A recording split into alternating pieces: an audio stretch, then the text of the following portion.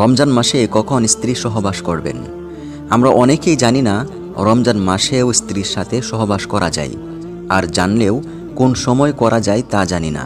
যারা সম্পূর্ণ ভিডিওটি দেখবেন না তারা এখনও স্কিপ করুন, কারণ সম্পূর্ণ না দেখলে পরিপূর্ণ বুঝবেন না। রোজা বলা হয় আল্লাহর ইবাদতের উদ্দেশ্যে ফজরের সময়ের শুরু থেকে সূর্যাস্ত পর্যন্ত খাওয়া, পান করা এবং স্ত্রী সহবাস ইত্যাদি থেকে বিরত থাকা। সুতরাং উক্ত সময়ে পানাহার ও স্ত্রী সহবাস থেকে বিরত থাকা ফরজ। তবে ইফতারির পর থেকে শুরু করে সুবহে সাদিকের আগ পর্যন্ত পানাহার ও স্ত্রীর সঙ্গে সহবাস হালাল। আল্লাহ তাআলা বলেন, রোজার রাতে তোমাদের জন্য স্ত্রী সম্ভোগ বৈধ করা হয়েছে। তারা তোমাদের পোশাক এবং তোমরা তাদের পোশাক।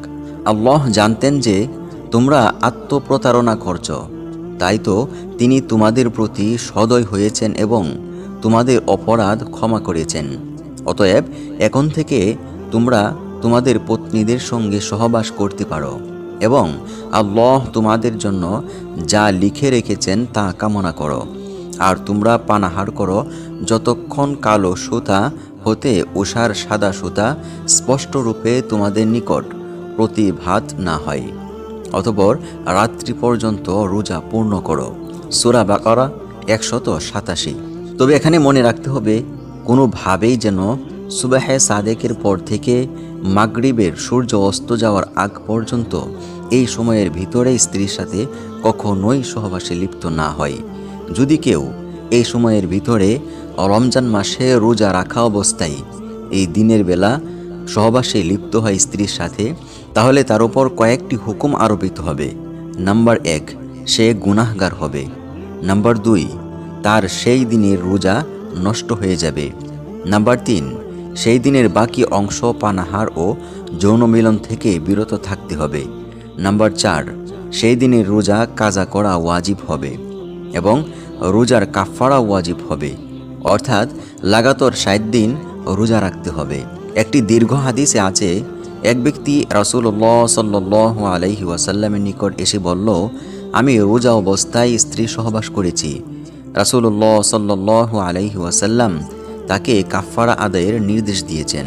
মুহাম্মদ ইবনে কাব রাদিয়াল্লাহু আনহু বলেন, রাসূলুল্লাহ সাল্লাল্লাহু আলাইহি ওয়াসাল্লাম ওই ব্যক্তিকে কাফারা আদায়ের সাথে কাজা আদায়েরও আদেশ করেছিলেন। এই আলোচনার মাধ্যমে আমরা বুঝতে পারলাম, স্ত্রীর সাথে রমজান মাসেও সহবাস করা যাবে, তবে তার নির্দিষ্ট সময় রয়েছে। আর সেই সময়টা হলো মাগরিবের পর থেকে সুবহে সাদিক পর্যন্ত, অর্থাৎ যখন সেহরি টাইম শেষ বলে ওই সময় আগ পর্যন্ত স্ত্রীর সাথে সহবাস করা যাবে। সূর্যাস্ত তথা মাগরিবের আজানের আগ পর্যন্ত স্ত্রীর সাথে সহবাস করা যাবে না।